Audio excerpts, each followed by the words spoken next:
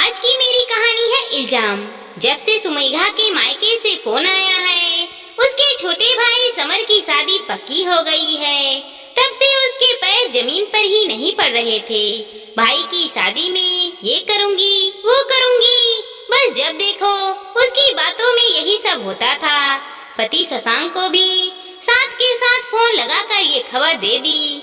इतने में सासू माँ वंदना जी अपनी बेटी कमला के साथ मंदिर से वापस लौटी तो आते से ही सुमेघा ने उन्हें भी ये खबर सुना दी। पता है मम्मी जी, समर का रिश्ता पक्का हो गया है, अगले महीने ही शादी है। उसकी बात सुनकर वंदना जी बोली, अरे वाह, ये तो बहुत अच्छी खबर सुनाई तूने। लेकिन ये क्या, रिश्ता पक्का करने से पहले समधी जी ने तुम्हें और शशांक को नहीं बुलाया?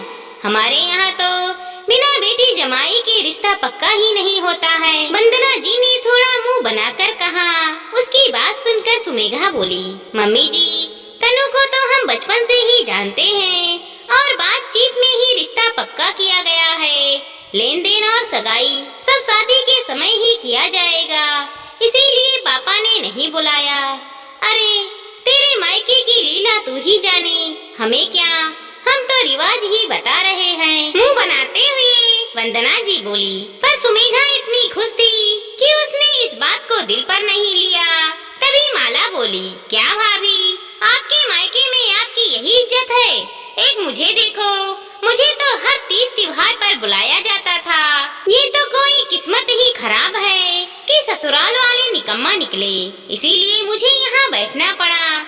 लेकिन फिर भी देखो, मेरे मायके वाले मेरे साथ हैं। कोई बात नहीं दीदी, क्यों छोटी छोटी बातों को दिल पर लेना।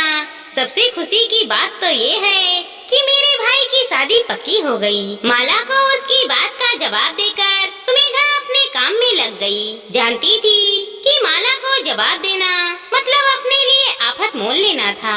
कम से कम अपनी 7 महीने की शादी में तो वो ये समझ चुकी थी कि माला शशांक की बड़ी बहन थी, जिसकी शादी को 1 साल हो चुके थे। लेकिन पिछले 8 महीने से वो अपने मायके में ही थी। उसके अनुसार उसके ससुराल वाले उसे बहुत परेशान करते थे। इसी कारण वंदना जी ने भी उसे नहीं भेजा। शाम को शशांक घर आया, सभी को चाय नाश्ता पकड़ाया और वहीं उन लोगों के साथ बैठ गई। तभी शशांक बोला, क्या बात है, आज तो चाय के साथ गर्मा गर्म पकौड़े भी हैं। लगता है साले साहब की शादी की बात सुनकर पैर जमीन पर ही नहीं पड़ रहे। सुनकर सुमेघा खुश होते हुए बोली, अरे तो खुशी की ही तो बात है, पर बहुत सारा काम है, हमें पहले ही जाना पड़ेगा। तो आप ऑफिस में छुट्टी के लिए बोल देना। इससे पहले कि शशांक कुछ कहता, वंदना जी बोल उठी, अरे ये जल्दी जाकर क्या करेगा, वहाँ तुम्हारा काम है, इसका थोड़ी ना है। तुम 10 दिन पहले चली जाना, ये शादी के समय ही आ जाएगा और सारे प्रोग्राम अटेंड कर लेगा। शशांक ने भी वंदना जी की बात में सहमति जताई।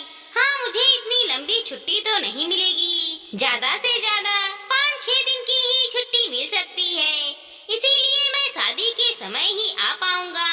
पर तुम एडजस्ट करो और तुम्हें जिस जिस सामान की जरूरत है एक लिस्ट बना लेना, ताकि तुम्हारे जाने से पहले हम शॉपिंग कराएं। सुमेघा से पहले माला बोल उठी, अरे शॉपिंग की क्या जरूरत है, अभी 7 महीने पहले ही तो आपकी शादी हुई है, भाभी के पास सब कुछ नया ही तो है, फिर बेवजह का खर्चा क्यों करना।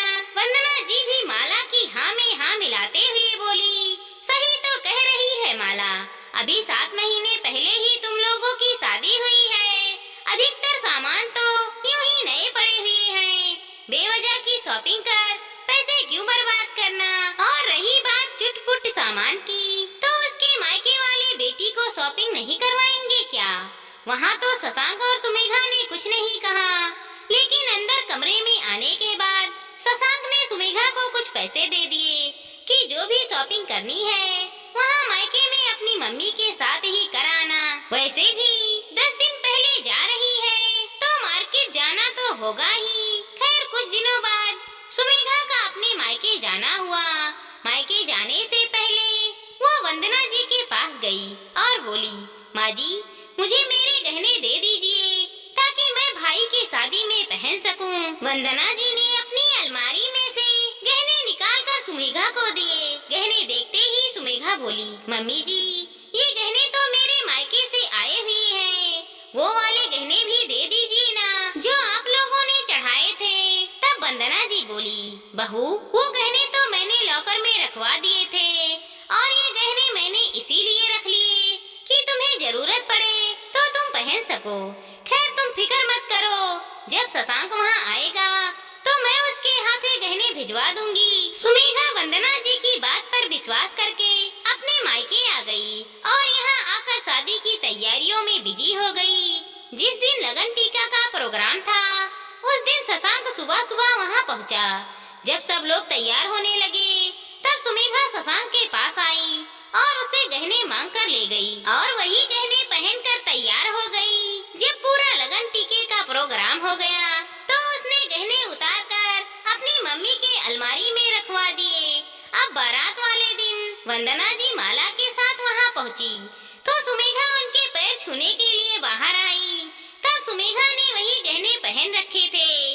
वंदना जी ने सुमेघा को आशीर्वाद दिए तो उनकी नजर उसके गहनों पर पड़ी। उन्होंने सुमेघा को वहीं रोक लिया और उसके हार को परखने लगी। उनकी इस हरकत से सुमेघा हैरान रह गई। फिर उसने पूछा, क्या बात है मम्मी जी, आप हार को ऐसे क्यों जांच रही हैं? तभी वंदना जी ने कहा, अरे बहू, ये हार तो नकली है, असली हार कहाँ है? उनकी बात सुनकर सुमेघा चौंक गई। ये क्या कह रही है मम्मी जी आप? ये तो वही गहने हैं जो आपने भिजवाए थे। उनकी बात सुनकर वंदना जी गुस्से में बोली, हमने क्या तुम्हें नकली गहने चढ़ाए थे? ये सारे गहने असली हैं, पर ये हार नकली है। देखो, इस हार की पॉलिश उतर रही है और ये उस हार की सेम डिजाइन है। असली हार कहाँ गया? उसकी बात सुनकर सुमेघा ने घबराते हुए कहा, मुझे नहीं पता मम्मी जी, मैंने उस दिन भी यही हार पहना था और उसके बाद मम्मी के पास संभाल कर रखवा दिया था और आज भी फिर इसी हार को पहना है। ये तो घर से ही ऐसा आया था। उनकी बात सुनकर वंदना जी बोली, बहू, मैं खुद बैंक जा कर के हार निकलवा कर लाई थी और मैंने खुद घर पर हार चेक करके भेजा है। नहीं मम्मी जी, ऐसा नहीं हो सकता। सुमेघा ने आंखों में आंसू भरते हुए कहा, तो आपके कहने का क्या मतलब है? मम्मी झूठ बोल रही हैं। आपकी मम्मी को बचाने के चक्कर में आप मेरी मम्मी पर इल्जाम लगा रही हो। जब हार आपकी मम्मी की अलमारी में रखा था तो जरूर उन्होंने ही बदला होगा। माला अपने मुंह से अनगढ़ बातें उगलने लगी। उसकी बात सुनकर वंदना जी बोली, चुप कर माला, कुछ भी बोली जा रही है। यह सब बातें हम बाद में करेंगे, अभी बारात का समय हो रहा है, बेवजह तमाशा हो जाएगा। और उन्होंने इशारे से सुमेघा को अंदर जाने के लिए कहा। सुमेघा अंदर चली गई तो माला वंदना जी से बोली, वाह माँ, तुम्हारी हिम्मत की तो दाद देनी पड़ेगी। तुम्हारी बहू ने इतने महंगे मोल का हार गुम कर दिया और फिर भी तुम शांत बैठी हो। मेरे जैसी होती ना तो यहीं खड़े खड़े तमाशा कर चुकी होती। इसके माँ बाप को भी तो पता चले कि इन्होंने कैसी लापरवाह बेटी हमारे पल्ले बांध दी है। जरूर इसने और इसकी माँ ने मिलकर हार बदलवा दिया होगा। तुझसे कहा ना, चुप हो जा, एक शब्द नहीं बोलेगी अब। वंदना जी ने उसे उंगली दिखाते हुए कहा तो माला तुनकते हुए बोली, मुझे क्या, हार तुम्हारा, बहू तुम्हारी, समधी तुम्हारे, नुकसान भी तुम्हारा। समझाना मेरा फर्ज था, आखिर मेरी माँ जो ठहरी, तुम तो मुझे ही आंखें दिखा रही हो। खैर, वंदना जी ने अपनी समझदारी से किसी को भी इस बात का एहसास नहीं होने दिया कि इतनी बड़ी बात हो चुकी है। वहीं सुमेघा का मूड ऑफ रहा तो वंदना जी ने उसे शांत रहने के लिए कहा और उससे कहा कि अपने मम्मी पापा से कुछ ना बोले। जब शादी अच्छे से हो गई तभी उन्होंने इस बात की जिक्र अपने समधी समधन से नहीं किया। उसके बाद शशांक, सुमेघा, माला और वंदना जी एक साथ अपने घर के लिए रवाना हो गए। जब घर पर आए तब माला ने दोबारा इस बात को छेड़ दिया। तब शशांक को पता चला कि इतनी बड़ी बात हो चुकी है। उसने वंदना जी से कहा, माँ, इतनी बड़ी बात हो गई और आपने मुझे बताया तक नहीं, ऐसे कैसे हार बदल गया? तभी वंदना जी बोली, माला हार कहाँ है? तभी माला तुनकते हुए बोली, मुझे क्या पता, अपनी चोरनी बहू से पूछिए कि ये हार किसको देकर आई है। उसकी बात सुनकर वंदना जी बोली, सच सच बता रही है या नहीं? लगन टेक की फोटो देखी थी, उसमें सुमेघा ने हार नकली वाला ही पहना था, लेकिन जब शशांक यहाँ से रवाना हो रहा था और मैंने उसे हार दिया था, तब उसके कमरे में तू ही मौजूद थी, जबकि हम तो टिफिन लेने के लिए रसोई में आ गए थे। बस मम्मी, अपनी बहू की चोरी को छुपाने के लिए अपनी बेटी पर इल्जाम लगा रही हो? नहीं रहना मुझे इस घर में, मैं आज ही अपने ससुराल चली जाऊंगी।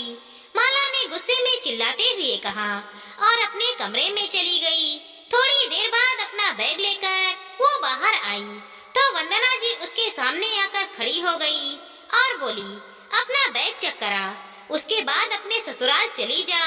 मम्मी, आप मेरी बेइज्जती पर बेइज्जती किए जा रही हो। अब तो मैं कभी लौट कर भी नहीं आऊंगी आपके पास, माला ने तुनकते हुए कहा। तो वंदना जी बोली, शशांक, पुलिस को बुलाओ, आज मैं खुद अपनी बेटी को जेल में डालूंगी, क्योंकि हार इसी ने लिया है। मम्मी, क्या कह रही हो आप? एक हार के पीछे आप दीदी को बेइज्जत किए जा रही हो। छोड़ो ना ये सब। शशांक ने समझाने की कोशिश की तो वंदना जी ने उसे घूर कर देखा और कहा ना पुलिस को बुला, अगर तू नहीं बुलाता तो मैं बुलाती हूँ। कहकर वंदना जी अपना मोबाइल उठाने लगी। नहीं नहीं मम्मी, पुलिस को मत बुलाना, हार मेरे पास है। अचानक से माला बोली। सब हैरानी से उसे देखने लगे। तब वंदना जी बोली, सुन लिया अपनी बहन की बात? ये जिद्दी और बदतमीज है, ये तो पता ही था। अब चोरनी भी बन चुकी है। वो हार आखिरी बार इसी के हाथ में देखा था मैंने, जब शशांक अपना सामान पैक कर रहा था। पूछ इससे क्या किया इसने? ये सब बातें सुनकर शशांक हैरानी से माला की तरफ देखने लगा। तो माला बोली, तो क्या करती मैं? बहू के लिए इतना सुंदर हार बनवा लिया, कभी बेटी को तो नहीं दिया आपने, इसीलिए मैंने उस हार को नकली हार से बदल दिया। माला ने बड़ी बेशर्मी से कहा। उसकी बात सुनकर वंदना जी बोली, अब ये घर में नहीं रहेगी, या तो ये ससुराल जाएगी या अपना बंदोबस्त कहीं और करेगी। खुद का घर तो बसा नहीं पाई है और यहाँ मेरा घर बर्बाद करने में तुली है। निकल जा मेरे घर से अभी के अभी। मैं क्यों निकलूं? मेरे पापा का घर है ये, इस घर में मेरा बराबर का हिस्सा है। माला अपनी बेशर्मी की सारी हदें पार कर रही थी तो वंदना जी बोली, तेरे पापा का घर है तो ये घर मेरे नाम पर है। दूसरी बात, कानूनी तौर पर माता पिता अपने बच्चों को प्रॉपर्टी से बेदखल कर सकते हैं, इसीलिए ज्यादा चू चपाट मत कर, अपना बंदोबस्त खुद कर। अब तू इस घर में नहीं रह सकती। माला तुनकते हुए अपना बैग उठाकर ससुराल के लिए रवाना होने लगी तो वंदना जी ने उसे रोकते हुए कहा, जाने से पहले वो हार तो देती जा। माला ने बैग में से हार निकाला और गुस्से में हार सोफे पर फेंकते हुए वहाँ से रवाना हो गई और सीधे अपने ससुराल जाकर ही रुकी। ससुराल वाले भी हैरान परेशान कि आज अचानक कैसे चली आई, लेकिन उसकी आदत से ससुराल वाले भी वाकिफ थे। इसी कारण से उसे घर में रखने की जगह ऊपर वाले महले में शिफ्ट करवा दिया गया। इधर वंदना जी ने माला की तरफ से सुमेघा से माफी मांगी और शशांक और सुमेघा को हिदायत दी कि आज के बाद माला घर में आए तो थोड़ा संभल कर ही रहना। बेटी है तो उसका मायका तो नहीं छीन सकते, लेकिन ऐसे लोगों से संभल कर रहना ज्यादा जरूरी है। बेटी है तो क्या हुआ, अपना विश्वास वो खो चुकी है, इसीलिए अपने सामान का खुद ध्यान रखो। माला एक लालची किस्म की लड़की थी, इसीलिए उसकी माँ ने अपनी बहू को संकेत करवा दिया था कि माला कभी भी मायके आए तो अपना सामान संभाल कर रखना। दोस्तों, हमारी इस छोटी सी कहानी को लाइक करें, शेयर करें और चैनल पर नए हैं तो सब्सक्राइब करें। साथ ही साथ मिलते हैं अगले वीडियो के साथ। तब तक के लिए धन्यवाद दोस्तों।